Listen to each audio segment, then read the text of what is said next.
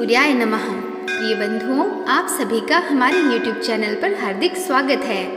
आज ज्येष्ठ मास महात्म्य में रसपान कीजिए सूर्य नारायण के प्रिय पुष्प, सूर्य मंदिर में मार्जिन लेपन आदि का फल, दीपदान का फल तथा सिद्धार्थ सप्तमी व्रत का विधान और फल के बारे में। तो रसपान करते हैं आज के अध्याय का।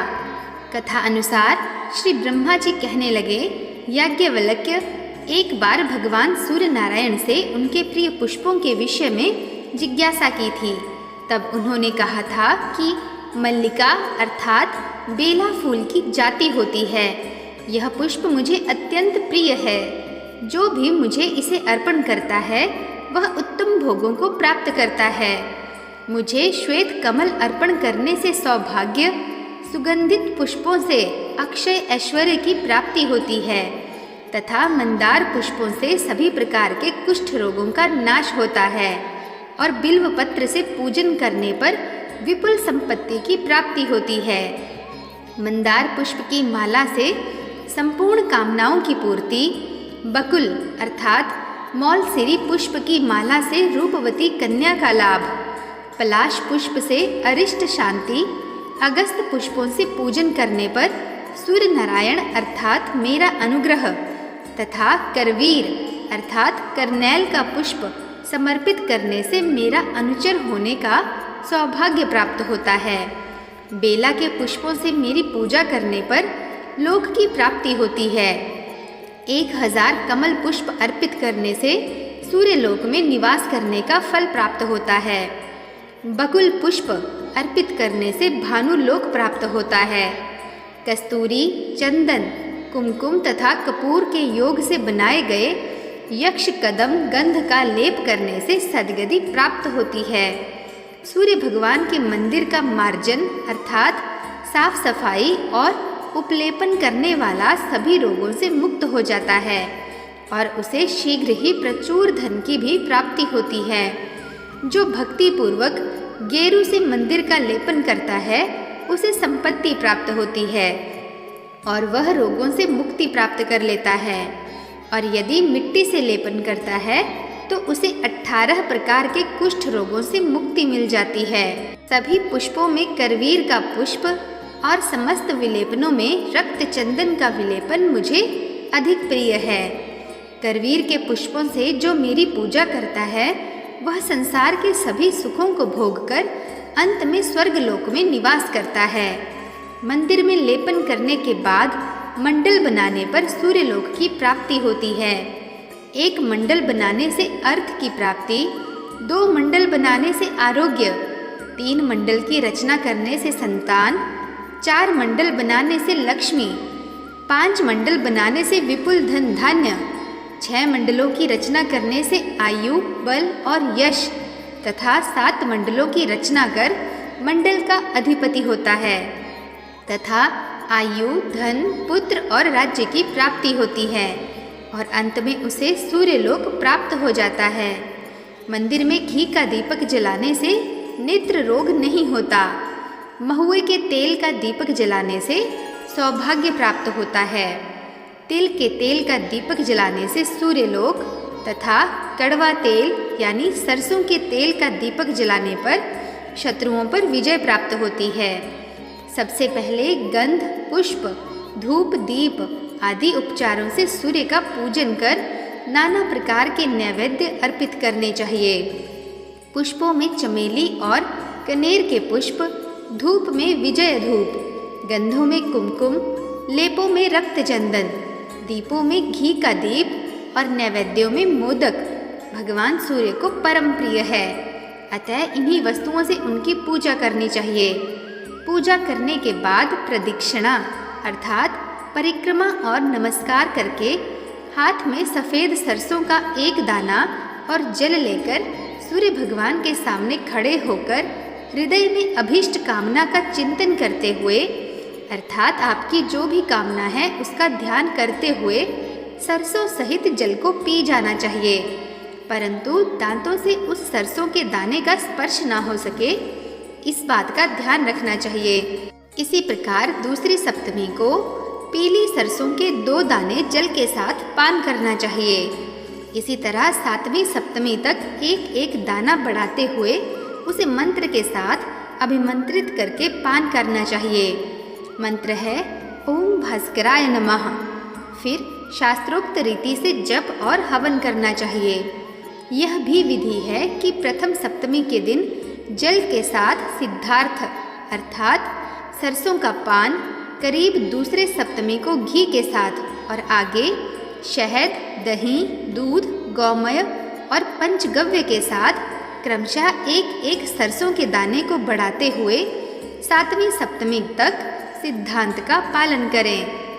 इस प्रकार जो सरसों सप्तमी या सिद्धार्थ सप्तमी का व्रत करता है वह बहुत सा धन, पुत्र और ऐश्वर्य प्राप्त कर लेता है। उसकी सभी मनोकामनाएं सिद्ध हो जाती हैं और वह सूर्यलोक में निवास करता है। अगला अध्याय है शुभाशुभ स्वप्न और उनके फलों के बारे में। श्री ब्रह्मा जी कहने लगे, हे यज्ञवल्क्य, जो व्यक्ति सप्तमी में उपवास करके विधि पूर्वक सूर्य नारायण का पूजन, जप और हवन आदि क्रियाएं संपन्न कर रात के समय भगवान सूर्य का ध्यान करते हुए शयन करता है, तब उसे रात में जो स्वप्न दिखाई देते हैं उन स्वप्न फलों का मैं वर्णन कर रहा हूँ। यदि स्वप्न में सूर्य का उदय, इंद्रध्वज और चंद्रमा दिखाई दे तो सभी समृद्धि प्राप्त होती है। माला पहने व्यक्ति, गाय या बंसी की आवाज़, श्वेत कमल, दर्पण, सोना, तलवार, पुत्र की प्राप्ति, रुधिर का थोड़ा या अधिक मात्रा में निकलना या पान करना, ऐसा स्वप्न देखने से ऐश्वर्य की प्राप्ति होती है। गृहदत्त प्रजापति के दर्शन से पुत्र प्राप्ति का फल होता है। स्वप्न में प्रशस्त वृक्ष पर चढ़े अथवा अपने मुख में गौ या सिंघनी का दोहन करें तो शीघ्र ही ऐश्वर्य प्राप्त होता है। सोने या चांदी के पात्र में अथवा कमल पात्र में जो स्वप्न में खीर खाता है उसे अतुल्य बल की प्राप्ति होती है। द्युतवाद तथा युद्ध में विजय प्राप्ति का जो स्वप्न देखता है वह सुख प्राप्त करता है। स्वप्न में जो अग्निपान करता है उसे जठराग्नि की वृद्धि होती है, अर्थात उसे भूख बढ़ने लगती है। यदि स्वप्न में अपने अंग प्रज्वलित होते दिखाई दें और सिर में पीड़ा हो तो संपत्ति मिलती है।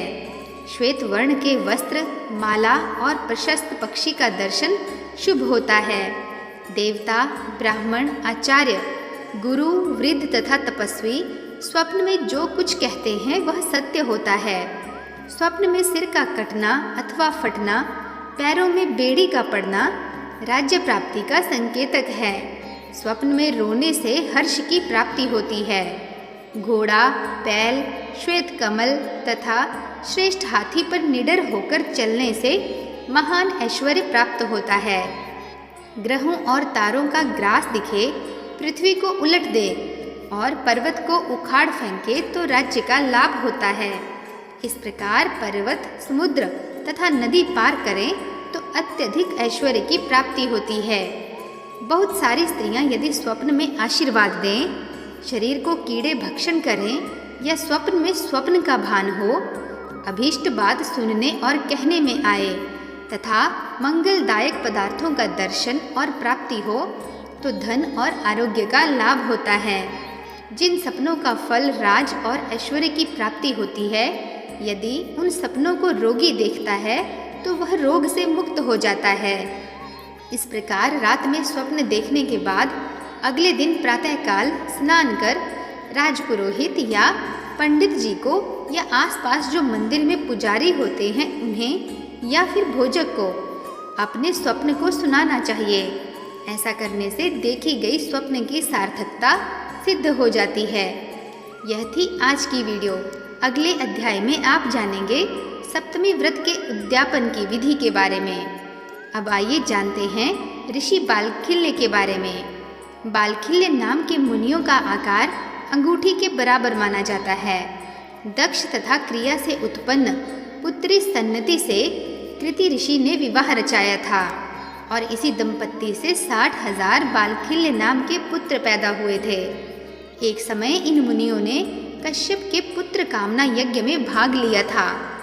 उसी समय देवराज इंद्र ने बालखिल्य मुनियों का उपहास किया था, जिससे रुष्ट होकर बालखिल्य मुनियों ने एक दूसरे इंद्र की उत्पत्ति की कामना की थी।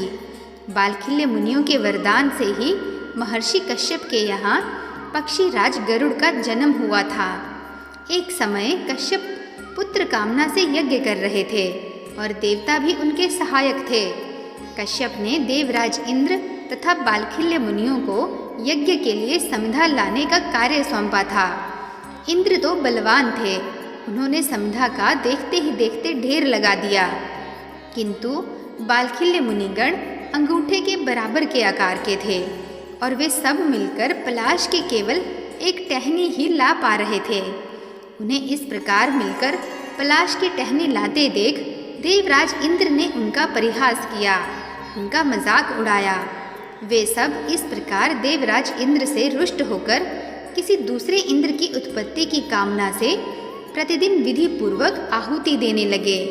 उनकी इच्छा थी कि पराक्रमी और शक्तिशाली एक दूसरे इंद्र की उत्पत्ति हो जाए, जो कि इंद्र से भी 100 गुने अधिक शक्तिशाली हों। देवराज इंद्र बहुत संतप्त होकर कश्यप मुनि के पास पहुँचे। कश्यप मुनि इंद्र के साथ बालखिल्य मुनि के पास पहुँचे।